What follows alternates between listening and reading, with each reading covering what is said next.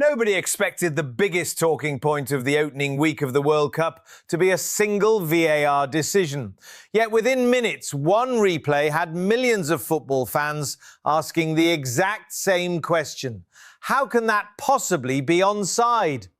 The stadium screens confirmed the review was underway. Television commentators waited for the familiar semi-automated offside graphic that has settled countless debates in recent years. But this time, it never appeared. That missing image changed everything. Instead of ending the controversy, it created one. Social media exploded. Former players questioned the process live on television. Fans accused FIFA of hiding evidence, while others argued there could be a perfectly reasonable technical explanation. Suddenly, the discussion was no longer just about one penalty kick. It became a debate about transparency, trust, and whether football's biggest governing body had once again found itself facing a credibility crisis during its own tournament. Before jumping to conclusions, it's worth separating what is known from what remains speculation.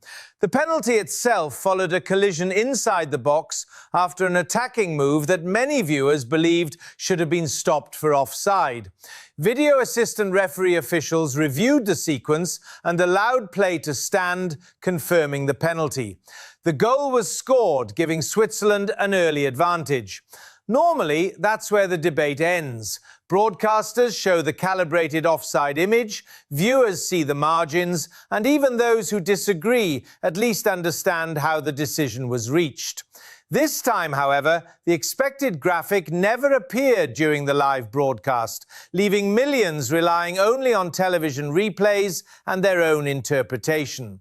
That absence became the story. Within minutes, clips flooded social media. Fans froze the replay frame by frame, drawing their own lines across the pitch.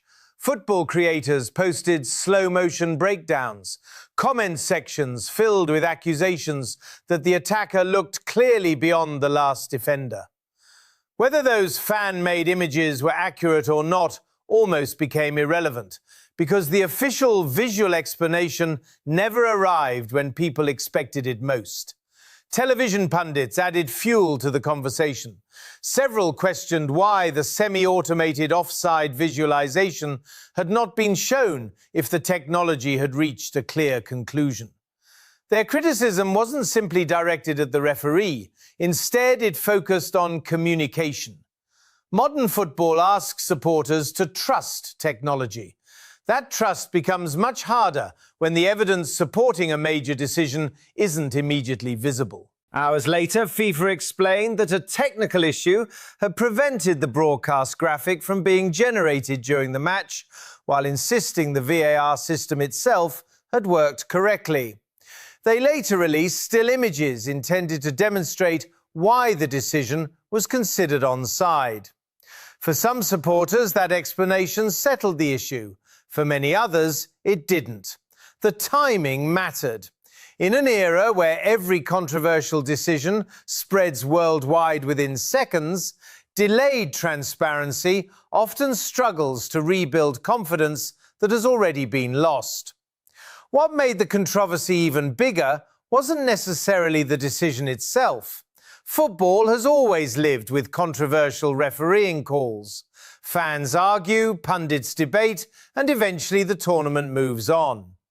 The difference this time was that the one piece of evidence everyone expected to see never arrived when it mattered most. That missing explanation created a vacuum, and football fans hate a vacuum because it quickly fills with theories. Some believed FIFA had something to hide. Others argued that modern technology simply isn't flawless. Another group insisted the officials had made the correct decision and that the outrage was driven more by emotion than evidence.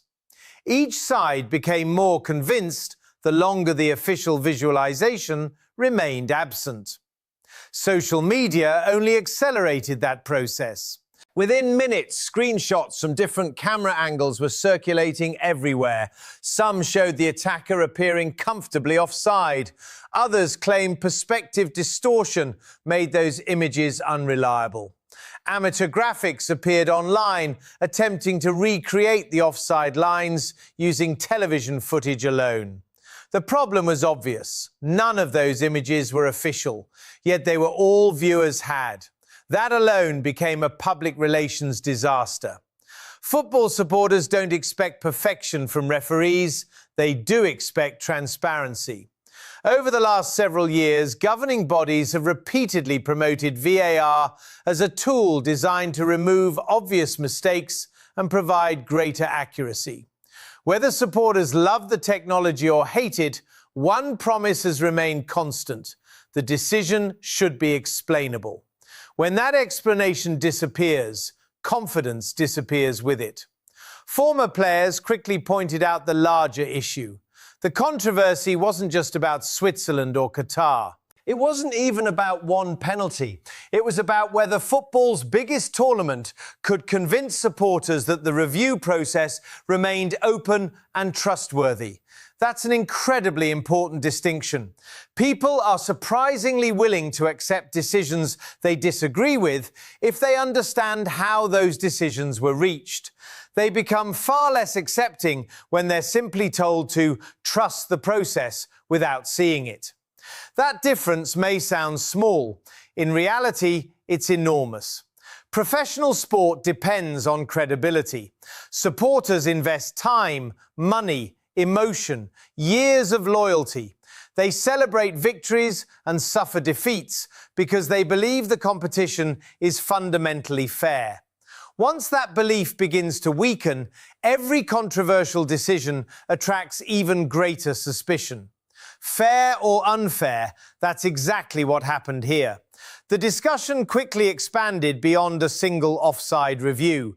People started revisiting earlier controversies. Previous refereeing debates resurfaced. Older complaints about consistency returned.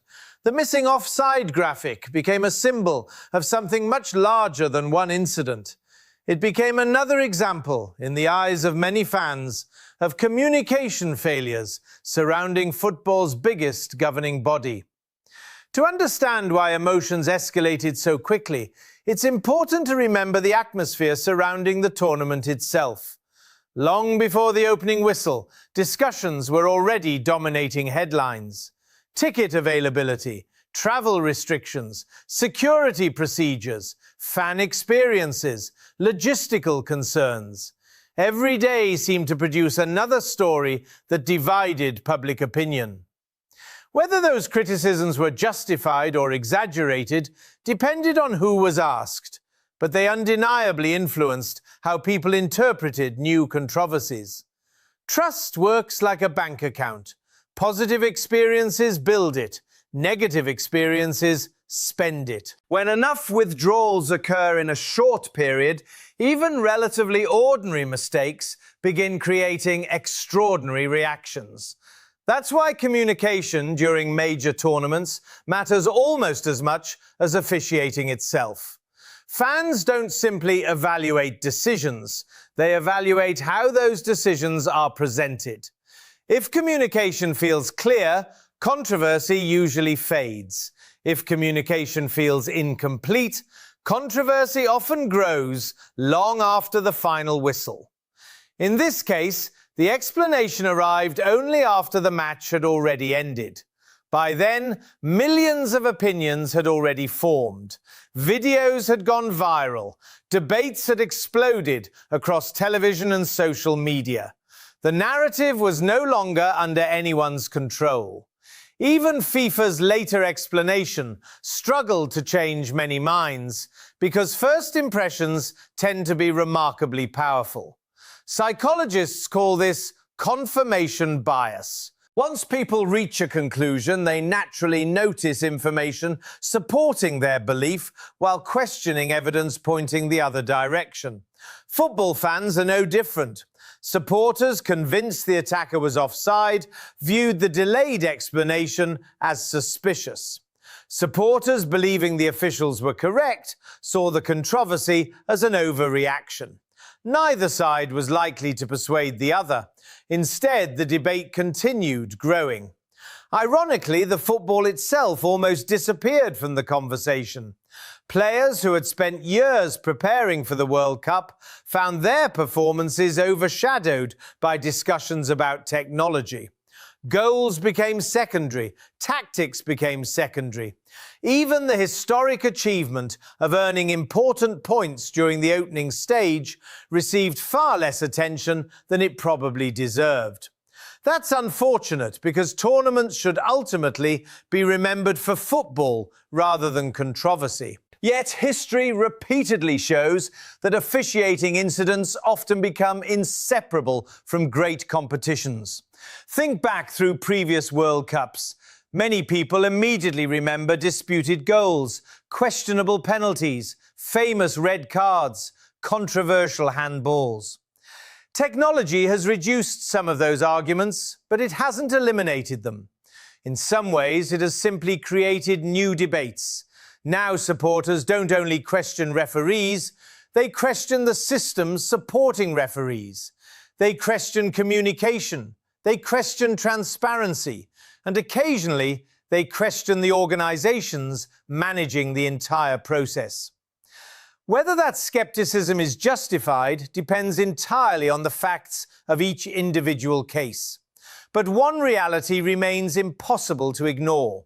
In modern football, perception spreads much faster than official explanations ever can. Once millions of supporters begin asking the same question simultaneously, answering it becomes incredibly difficult, especially when the answer arrives hours later instead of seconds later. That's why this single incident attracted so much attention across the football world. It wasn't simply another controversial decision.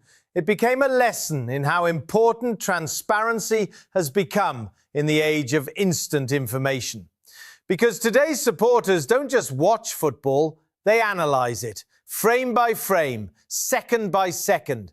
And when one crucial piece of evidence goes missing, even temporarily, the debate often becomes much bigger than the decision itself.